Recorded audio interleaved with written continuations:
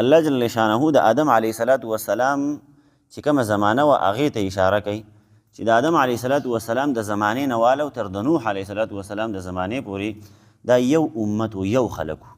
یو مسلمانانو. هغه وخت کې صرف یو دین چلیدو، بس هغه د الله جل شانه للهیت یا ورته داسې ووایه چې یو دین چلیدو چې هغه اسلام و، یعنی د خلکو په الله جل شانه باندې ایمان و د آدم علیه السلام نه واله او تر د نوح علیه السلام د زمانې پورې. بیا چې کله نوح علیه السلام بعثت الله جل شانه وکړو نو د دغې نه مخکې په خلکو کې شرک پیدا شوی و، خلکو بت پرستي شروع کړې وه او خلکو قسمه قسم شرکیات شروع کړي. نو د دغې وجې نه الله جل شانه نوح علیه السلام راولېږو چې ته لاړ شه او د دې خلکو رهنمایي وکړه او دا خلک نیغې لارې طرف ته راوبله، ځکه چې تر اوسه پورې خو دغه خبرې ته ضرورت نه و چې یاره مطلب د یو دوو دینونو په منځ کې د تقابل راوستلی شي، ځکه دوه دینونه ونه د مخکې نه یو دین چلیدو د آدم علیه السلام د زمانې نه واله او تر د نوح علیه السلام د زمانې پورې. خو دغه وخت کې چونکې بیا خلکو دینونه تقسیم کړل، یعنی هر چا ځان له یو دین جوړ کو، نو د دغې وجې نه ضرورت د دې خبرې راغی چې اوس یو پیغمبر لاړ شي او هغه د خلک د الله جل شانه طرف ته راوبلي. دا د زمانو سره تړلی شوې خبره ده، مخکې زمانو کې دا کارونه شوي دي، یعنی خلکو بت پرستی شروع کړي د شرکیات شروع کړي دي. نو الله جل شانه د وخت د زمانې مطابق پیغمبران هغو ته رالیږلي دي او د هغې مطابق کتابونه هم الله جل شانه رالیږلي دي او صحیفې الله جل شانه رالیږلي دي. نو د دغې وجې نه الله جل شانه فرمایي چې په دغه وخت کې خو خلک یو امت و، خو بیا وروسته الله جل شانه فبعث الله النبیین مبشرین ومنذرین، بیا د دغې نه پس الله جل شانه ډېر زیات پیغمبران راولېږل. لکه مخکې مونږ دا تذکره کړې ده چې الله جل شانه په بني اسرائیلو کې تقریبا کم و بیش 4,000 پیغمبران رالیږلي. نو دی خو هسې بېسې نه و رالیږلي ځکه ضرورت و دغه خبرې ته، او چې څونه یو کار ته ضرورت نو د هغې مطابق به د هغې مقابله کې ټیک شولی شي. په کوم وخت کې کفر څونه سیوایي، په کوم وخت کې شرک څونه سیوایي، د هغې مطابق الله جل شانه د هغې مقابله کړې ده او د هغې په مقابله کې د هغه وخت مطابق پیغمبران رالیږلي دي چې دغه وخت د ظالمانو سره او دغه وخت د کافرانو سره ډغره ووایي ټیک شولی شي. نو د نوح علیه السلام په دور کې دغه خلک ډېر زیات خطرناک شوي وو او شرک یې ډېر داسې حد ته رسېدلی او داسې درجې ته رسېدلی وو چې د نوح علیه السلام نه علاوه بل چا په هغې باندې کنټرول نه شو کولی. نو الله جل شانه یو داعي پیغمبر راولېږو او داسې داعي پیغمبر و چې تاسو د هغې قصې کوئ په خپلو بیانونو کې چې نوح علیه السلام 9.5 کاله خپل قوم ته دعوت ورکړو. په قصه باندې پوهېږئ جي، او دا ښه صحیح خبره ده ځکه الله جل شانه وله 1050 سال عمر ورکړو او آدم علیه السلام له 1000 کاله عمر ورکړو. نو د نوح علیه السلام چې کومه زمانه وه هغه ډېره زیاته وه، ځکه چې په هغه وخت کې ضرورت د دې خبرې سیوا و چې یاره خلکو ته د دعوت ورکړلی شي. نو الله جل شانه پیغمبر هم داسې راولېږو چې هغه له عمر ډېر دراز عمر یې وله ورکړی او ډېر اوږد عمر یې وله ورکړی. نو بهرحال نوح علیه السلام راغی په خلکو باندې محنتونه کوششونه وکړل، څه خلک د هغه سره ملګري شو، ډېر کم کوز خلک، او اکثریت د خلکو چې کوم نو هغه په نافرمانۍ کې لاړل او په شرک کې د دنیا نه لاړل پناه شو. نو الله جل شانه فرمایي چې کان الناس امة واحده، مخکې و دا خلک یو امت یوه ډله. نن سبا خو که سوچ وکړي یاره هر سړي ځان له ډله جوړه کړله، فرقه یې جوړه کړې ده. په قصه باندې پوهېږي لکه مخکې خلک یوه ډله و، خلک یوه فرقه و، یو دین چلېدو. اوس نن سبا هر سړی ځان له یو دین دی، هر سړی ځان له یوه فرقه ده، زه ځان له فرقه یم، دا امیر صاحب ځان له فرقه دی، دا بل ځان دی، دا بل ځان. هر سړي ځان له یو دکان کولاو کړی دی. په قصه باندې پوهېږي چې بس زه راځئ په ما پسې هر سړی دا چغوي په ما پسې راځئ، وایي زه ستاسو رهنما یم، زه به وایي تاسو ته لاره سیده کوم په ما پسې راځئ. او حالانکې چې وایي ګورئ نو بس په هغه کې بیا د رهنمایي صحیح نه، چې د هغه بیا اصل وګورئ چې لکه په دې سړي کې واقعي دا څه کمالات شته دی، خلکو ته به لاره وښیي که وبې نه ښیي، نو چې راوی لټئ په هغه کې بیا صحیح نه. لکه نن سبا تاسو وګورئ په دې سوشل میډیا باندې اوس یو سویمه ورځ د ماته د یو 2 کسانو بیانات راځي امیر صاحب، هغو په یو بل پسې لګیایي او دوانه د سوات دي، نومونه یې نه اخلم. یو دی هغه هلته بیان وکړي، څه کسان مثلا ورته ناستي دغسې لکه تاسو چې ماته ناستي، او هغه هلته درس کوي یا څه کوي، خو بهرحال هغه ترجمه مرجمه خو پکې نه راخلي په هغه ویډیوګانو کې، او دغه کوي د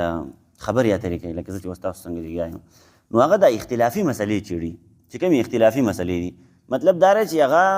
که ونه چیړلی شي نو څه نقصان نه کوي، داسې مسلې چیړي. نو هغه هلته یوه مسله راچوته کړي، په هغې باندې خبرې اترې وکړي او داسې ناشنا ناشنا خبرې پرې وکړي. دلته بل بیا ناسي، بل یو هلک دی، وړوکی هلک دی، زما نه به هم تقریبا په عمر کې کم وي، هغه پسې راولګي، هغه پسې دېسګي نه بله ویډیو وکړي او بس د ویډیوګانو په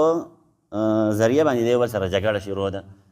یو بل سره هغه اختلافات چیړل شروع دي. او دغه خلک چې کله عملي میدان ته راشي نو دا بیا صفري د دوی سره بیا صحیح نه چې یاره زه کم از کم د خپله دعوه چې کومه کومه دا ثابته کړم په قصه باندې د دې قصو مې هیڅ ضرورت نشته دی او د دې انتهایي نقصان دی اوس د امت ته د یووالي ضرورت دی چې دا امت رایوځای شي چې حق امت واحده تی جوړ شي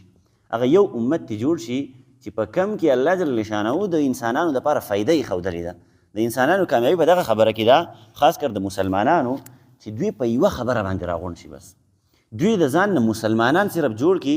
نور دیوبندي او بریلي او وهابي او پنجپیره دا قصه ترې وباسي نو هله به دا خلک یو شي هله به دین اسلام بری وکړي او تاسو ته ما بلا شکره ته دا خبره کړې ده چې تر څو پورې دا مسلمانان په یو ځای باندې نه راجمع شوي یو صف یې نه جوړ کړی نو دا مسلمانان کامیابېدلی نه شي او دې کې غټ نقصان بس دینداره خلکو وکړو نن سبا چې بس هر سړي زما په شان ته دغسې ځان ته کیمرې لګولې دي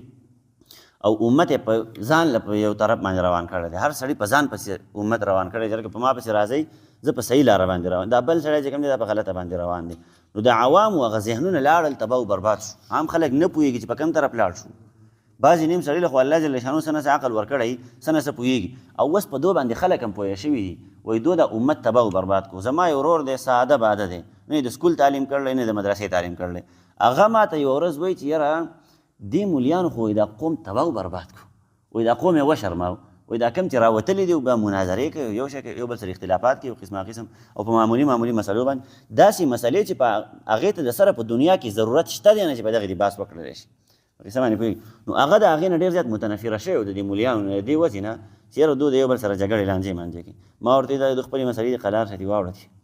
هغه ول بیا توجیهات کوي کنه تعویلونه ولا ګوري وای دا د علماء کرام رحمت دا اختلاف دی او په دې کې ډېر زیات رحمت دی پیغمبر علیه الصلوة والسلام حدیث دی دغه نسوګ انکار نه کوي چې رحمت پکې نشته دی په قصه باندې پوهېږي رحمت پکې دی خو د هغه خلکو دپاره پکې رحمت دی چې هغوی یوه نتیجه خو راوباسي په قصه باندې پوهېږي چې تاسو دوه کسان د یو بل سره ونښتئ تم لګیای دیم لګیارې نه ته د خبره مني نه دی ستا خبره مني څه فایده وشوله مناظرې هغه فایده کوله چې یاره پخوا به مناظرې کېدلې دوه کسان به د یو بل سره دوه په دوه کېناستل یو سړي به خپله دعوه پیش کړله بل به ثابته بل هغه به خپله دعوه ثابتوله بل به رد کوله بس چې کوم سړي به وګټله هغه بل سړي به ورسره خبره ومنله وایي تا بری بیا مونته ته وایي دغه شوې دا مخکې شوې تا وایي زما نه وګټله په قصه باندې پوهېږي نو هار به یې ومنودو اوس څوک هار نه مني نو د دې مناظرو هېڅ فایده نشته دی انتهایي نقصان یې وکړو دا عوام خو عوام دي د مولیانو طالبانو ذهنونه تباه او برباد کړه وړوکی طالب به یې د څلورمې پنځمې درجې او د هغه ذهن یې داسې حد ته رسولی دی چې هغه مولیانو باندې اعتراضات کوي په غټو غټو خلکو باندې اعتراضات ته نه پوهېږې زه پوهېږم وایي دا دقه نقصان دې خبرې وکړو چې یاره هغه ته هلته داسې استاد ناست دی چې د هغه په خپله تربیت نه دی شوی تربیت یې دې خبرې ته نه دی شوی چې هلکه دا خلک به څنګه راغونډې دا دین اسلام د محبت څیز دی دا د تفریقي او د جداوالي څیز نه دی دا دین اسلام دا د یووالي نوم دی چې مسلمانان ټول رایو شي خو بهرحال دا ډېر قصې پسې دي په دې کې خو دونه خبرې پرې نه کوم دا خو دلته الله جل شانو فرمایي چې هغه خلک یو نو هغې کې فایده وه هغه وخت یو پیغمبر الله جل شانو راولېږو نو په خلکو باندې به اثر خبرې کوو خلکو به ورسره خبره منله ځکه دغه نه وو فریقین نه وو فرقې مرقې نه وي په هغه وخت کې په قصه باندې پوهېږي بیا خو وروسته د نوح علیه صلات وسلام په زمانه کې چې کله خلک جدا جدا شو هر سړی په خپل طرف باندې روان نو ته سوچ وکړې چې په هغه وخت کې دونه مسله جوړوله د اختلاف که نه چې الله جل شانو و د نوح علیه صلات وسلام راولېږو نو په نن سبا دور کې خو د نوح علیه صلات وسلام پلار د ضرورت دی صحیح ده که نه په هغه وخت کې الله جل شانو نوح علیه صلات وسلام راولېږو نو نن سبا تاسو ته پته ده نن سبا داسې سړي ته ضرورت دی چې هغه د خلکو نه دا سرونه ایسته ووایي تاسو نه وځئ نو به هر حال اختلافات داسې حد ته رسېدلي چې خلک یې مذبذب کړي دي خلک یې تباه و برباد کړه او قرآن مجید پسې څوک نه ځي او څوک چې قرآن مجید بیانوي وایي لکه د قرآن له غاړه ورکړلو وایي نور هم ډېر شی څیزونه شته دي نو هغه نور خو وروسته دي خو اول د قرآن خو وګوره چې د قرآن څه وایي قرآن مجید د پرېښودلی دی په نورو قصو پسې نښتلی نو بهرحال دغه څیز کې نقصان دی انتهایي د امت تباهي وشوله دا خلک رایوځای کول دا انتهایي ضروري کار دی چې خلک یو طرف ته شي یو طرف ته او یو دین اسلام شي په قصه باندې کم خلک چې په سوشل میډیا باندې صرف د دین اسلام خبره کوي هغه خلک په جیلونو کې پراته دي په قصه باندې پوهېږي یو کس هغه خو خیر داسې نظریاتي ټیک نه دی خو به هر حال امت یې په یو پلیټفارم باندې راجمع کړی و په قصه باندې پوهېږي او دې خلکو په ټاپې لګولې زموږ د مولیانو چې دا سړی ټیک نه دی او نوجوانان یې په بل طرف باندې روان کړي دي ښکته کړی دی او بره کړلی اوس هغه سړی په جیل کې پروت دی په قصه باندې پوهېږي نو به هر حال هغه سره پوهه هم وه هغه سره عید هم ورسره و په قصه باندې پوهېږي او دا هېڅ یا کوس کنه مولیان ورته ټینګېدل هم نه په قصه باندې پوهېږي به هر حال هغه یې لاړو دغه یې کوو طرف ته کو چې لکه ته خو خلک خرابې.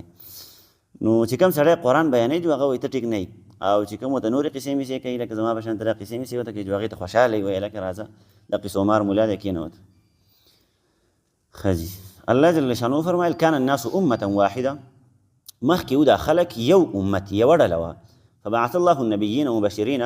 نو بیا الله جل شانو راولېږل نبیان مبشرین چې خلکو ته به یې زیري ورکول، زیري به یې د جنت ورکول. چې کوم سړي به نیک اعمال کول د الله جل شانو په لاره باندې روانو نو هغه ته یې د جنت زیري ورکول، د الله جل شانو د نعمتونو زیري ورکول. ومنذرین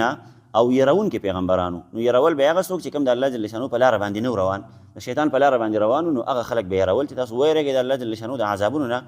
ځکه الله جل شانو خطرناک عذابونه تیار کړلي. وانزل معهم الكتاب بالحق، او نازل کړیو الله جل شانو دغه پیغمبرانو سره کتابونه بالحق په حق سره، یعنی حق کتابونه الله جل شانو را لېږلي، څلور کتابونه مشهور او دا چې دغه سره نور صحیفې هم الله جل شانو را لېږلې وي. اوس دا کتابونه او دا صحیفې الله جل شانو د څه لپاره را لېږلې وي؟ لیحکم بین الناس، د دې دپاره چې دغه کتابونه فیصله وکړي، قضا وکړي د خلکو په منځ کې. نن سبا خو ما ته د انګریز نظام را ټینګ کړی دی د فیصلې دپاره د قضا دپاره، خو الله جل شانو وایي قضا او فیصله به تاسو په قرآن مجید باندې کوئ. دغلته په زموږ په دې بیټک کې یو ورځ لانجه وه ستاسو د جنریټر، نو ما ځان سره قرآن مجید ویوړ، هلته قرآن مجید تلاوت ونه کړو چاته چې هلکه تلاوت درته کومه، نه مې قرآن مجید کلا وکړو، خو صرف دې دپاره مې ویوړو چې په دې آیت باندې عمل وشي چې الله جل شانو دا کتاب د فیصلې دپاره رالیږلی دی چې کم از کم زما مخې ته پروت یي چېرته غول ونه خورمه، دا مې مخې ته پروت دی د دې د یارې چېرته ګډې وډې ونه یم، د چا په مابین کې چېرته غلطه فیصله ونه کومه. نو به هر حال دا قرآن مجید یعنې څونه کتابونه چې الله جل شانو رالیږلي دي نو د دې دپاره یې رالیږلي دي چې دا د خلکو په منځ کې فیصلې وکړي، د خلکو په مسلو کې. فیما اختلفو فیه، د هغه مسلو فیصلې وکړي چې اختلفو فیه چې د خلکو په هغې کې اختلافات کړي دي. وما اختلف فیه الا الذین، او نه د اختلاف کړی په دغه مسلو کې الا الذین مګر هغه خلکو اوتوه چې دوی ته دا کتابونه ورکړلی شوي دي یا ورکړلی شوی دی دوی ته دا کتاب من بعد ما جاءتهم البینات، وروسته له دې نه چې راغلي دي دوی ته بینات واضحه دلایل د الله جل شانو د قدرت، بغیا بینهم، نو دوی سرکشي وکړله په خپل منځ کې، یعنې د الله جل شانو کتاب یې ټکراو کو او په خپل قانونونو باندې په خپلو قوانینو باندې د خلکو فیصلې شروع کړي، نو خلک تباه او برباد شو لاړ. تاسو د دنیا په نظام باندې اوس سوچ وکړئ، خاص کر زموږ پاکستان چې فیصله په کوم قانون باندې کېږي جو هغه شانته خلک روان دي که نه، نو فیصله په قرآن مجید باندې نه کېږي، تباه او برباد دي دا خلک. فهدى الله الذين آمنوا، نو بس الله جل شانه هدایت وکړو هغه خلکو ته آمنو چې ایمان یې راوړی، لما اختلفوا فیه، په هغه مسلو کې چې د خلکو اختلافات کول په هغې کې، یعنې کومې مسلې چې مختلفون فیه شوې وې په هغو کې اختلافات خلکو کول، نو الله جل شانو په هغې کې مؤمنانو ته یو لاره وښودله چې هلکه د اختلاف ثمره په دغه ځای کې ده، په دغه لاره باندې لاړ شئ بإذنه په خپل حکم باندې. والله یهدي من یشاء، او الله جل شانه هدایت کوي هغه چاته چې ویې غواړي الى صراط مستقیم، نیغې لارې ته. بسم الله الرحمن الرحیم. كان الناس أمة واحدة، ومخکې دا خلک یوه ډله یو امت. فبعث الله النبیین بس الله جل شانه راولېږل نبیان مبشرین زیرې ورکوونکي و منذرین او یرونکي. وانزل معهم الکتاب، او را نازل کړل الله جل شانه د دوی سره الکتابه کتابونه بالحق، حق کتابونه، لیحکمه د پاره دی چې فیصله وکړي بین الناس د خلکو په درمیان کې فیما په هغه څه کې اختلفو فیه چې د خلکو اختلاف کړی دی په هغې کې. وما اختلف فیه، او نه د اختلاف کړی په دغه مسلو کې د خلکو مګر الا الذین، مګر هغه خلکو اوتوه چې ورکړلی شوی و دوی ته کتاب من بعد ما جاءتهم البینات، وروسته له دې نه چې راغلي و دوی ته واضحه دلایل، بغیا بینهم، دوی اختلاف وکړو په سرکشۍ سره په خپل درمیان کې. فهدى الله الذین، پس الله جل شانه هدایت وکړو هغه خلکو ته آمنو چې ایمان یې راوړی و لما اختلفو فیه په هغه مسلو کې چې اختلاف کړی و د خلکو په هغې کې من الحق د حق نه بإذنه، مطلب کومې حق فیصلې چې وي د خلکو په هغې کې اختلافات وکړل بإذنه، نو الله جل شانه دغه مؤمنانو ته په خپل حکم باندې هدایت وکړو، لاره یې ورته وښودله. والله یهدي من یشاء، او الله جل شانه هدایت کوي یعنې لاره ښیي من هغه چاته یشاء چې ویې غواړي الى صراط مستقیم، نیغې لارې ته د استقامت لارې ته. صدق الله العظیم.